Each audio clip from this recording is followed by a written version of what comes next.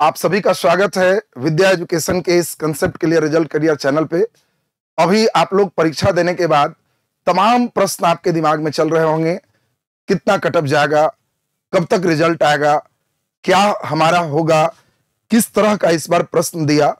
तमाम ये आपका जो देख रहे हैं, ये 69वीं बीपीएससी पीटी से रिलेटेड जो भी आपका सवाल चल रहा था, रिजल्ट कब तक आएगा, कितना अंक में पीटी पास होंगे और मुख्य परीक्षा कब तक होगा, बहुत ही वैज्ञानिक ढंग से हम इस वीडियो में इसका विश्लेषण करेंगे।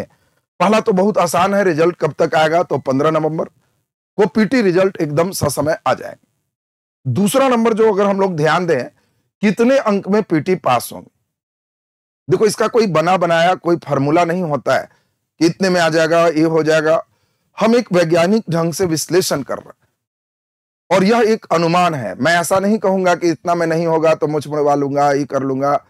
मैं नौटंकी नहीं करता। ये एक मेरा अनुमान है, आपका भी कुछ अनुमान होगा और ये प्रश्न सिर्फ बीपीएससी के रिजल्ट के बाद ही इसके उत्तर जाने जा सकते हैं। तो एक वैज्ञानिक ढंग से जो हम व्याख्या कर रहे हैं उस पर केवल ध्यान देंगे।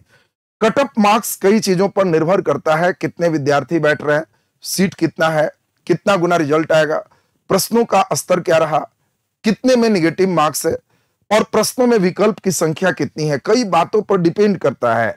और इसका एक वैज्ञानिक व्याख्या हम आपको यहां पे दिखा रहे हैं।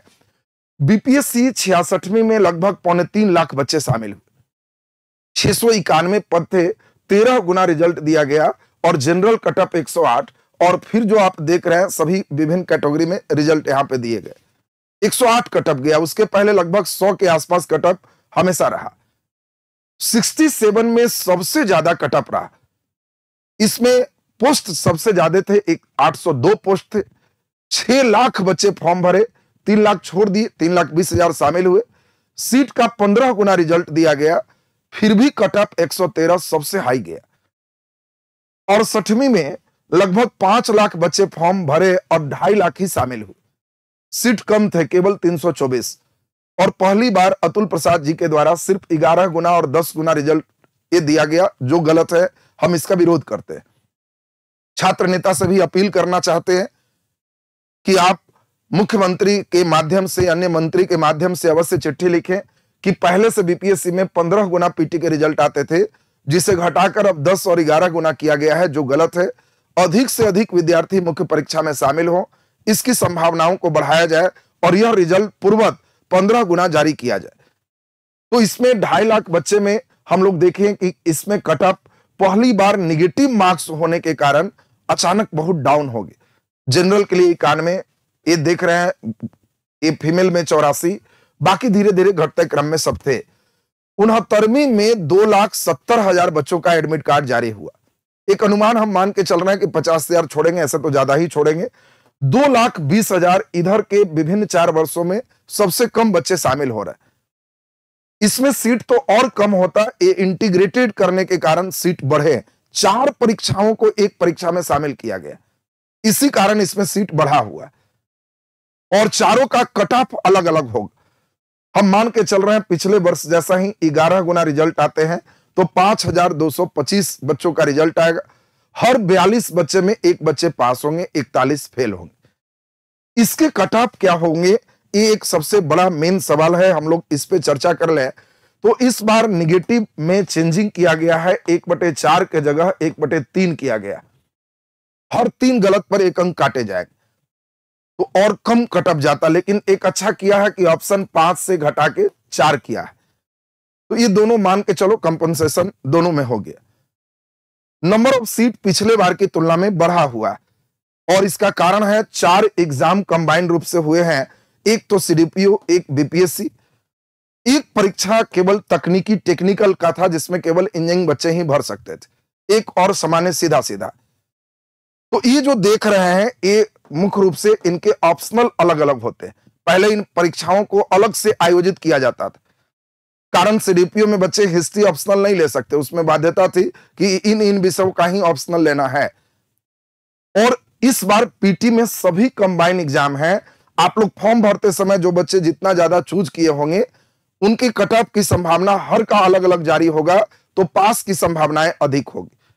चौथे पोस्ट तो केवल इंजीनियर के लिए ही था, तो उसमें नंबर ऑफ सीट भी कम थे, फिर भी मान के चलें कि उसके कट ऑफ कम ही जाएंगे। एक अनुमान जो हमारा है, इस बार जो परीक्षा हुआ फिजिक्स साइंस से कम क्वेश्चन थे। दूसरा, हिस्ट्री आसान थे। करंट अफेयर को थोड़ा टफ जोन में भेजा गया। मिला जुला के ऑन एवरेज कहा जाए कि प्रश्नों की प्रवृत्ति पिछले बार से कठिन ही माना जाएगा, कोई बहुत आसान क्वेश्चन नहीं रहे। फिजिक्स के भी क्वेश्चन दमदार थे। अभी हम विषय वाइज सबका एनालिसिस भी करेंगे, जो आप देखेंगे। जनरल में जो भी बच्चे इतना नंबर ला रहे हैं, जो अभी हम बता रहे हैं, वो मुख्य परीक्षा की तैयारी में तुरंत जुट जाए। अगर आप 82 नंबर अचीव कर रहे हैं 150 में, 82 से 86 के बीच है, तो विभिन्न कैटेगरी में अलग अलग सबका कट ऑफ जाएगा। आप अगर तीनों फॉर्म भरे हैं तो लगभग पास मानिए। फीमेल में 74-78 के बीच, ईडब्ल्यूएस, ईबीसी और बीसी लगभग एक कट ऑफ होते हैं। तो जिनका भी 78 से 82 के बीच है, वो सारे बच्चे मेंस की तैयारी में जुट जाइए। फीमेल में 71-75 के बीच में भी है, आधा भी आप बना रहे हैं तो तैयारी में जुट जाइए। शेड्यूल कास्ट में 69 से 73 और फीमेल में इतना, ये सुनने में कम हो सकता है, लेकिन एक्चुअल में बाहर निकलने के बाद ही प्रश्न हल्के होते हैं। परीक्षा हॉल में तो भारी ही होते हैं। 4-5 जगह व्याख्या सुनने के बाद लगता है कि अब हल्का था, ये ऐसे था, वो वैसे था। रियल में जो बैठते हैं 2 घंटे, 120 मिनट में 150 क्वेश्चन बनाते हैं, उनके स्वाभाविक तनाव में एक कट ऑफ जो है 1/3 नेगेटिव होने के कारण बच्चे अटेम्प्ट भी कम क्वेश्चन पर लिए होंगे। इसी कारण से एक कट ऑफ एक हम अनुमान कर रहे हैं, ये मेरा एक अनुमान है। और बाकी इस अनुमान के द्वारा हम मान सकते हैं कि जिनका इतना कट ऑफ के पास है, वो मुख्य परीक्षा की तैयारी में जुट जाना चाहिए उनको, क्योंकि मेंस के एग्जाम में ज्यादा समय आपको नहीं है। 9 से 16 दिसंबर के बीच आपके मुख्य परीक्षा हो जाएगी। और सही रणनीति के साथ 1-2 दिन विश्राम करके और सीधे फिर आगे की रणनीति में जुट जाइए। तो चलिए, बहुत बहुत आभार और धन्यवाद। और इस विषय के विश्लेषण के साथ पुनः हम आगे का वीडियो बनाने जा रहे हैं।